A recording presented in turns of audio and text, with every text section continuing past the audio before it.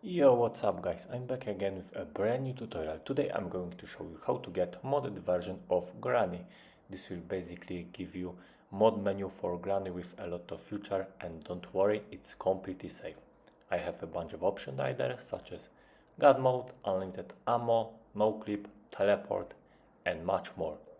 The first thing you want to do is to grab your iOS or Android device. I'm using Android today.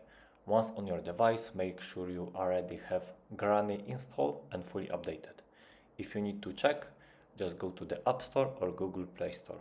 Once that's done, the next step is simply open your favorite browser and follow my instruction. In the search bar, type Granny and press install.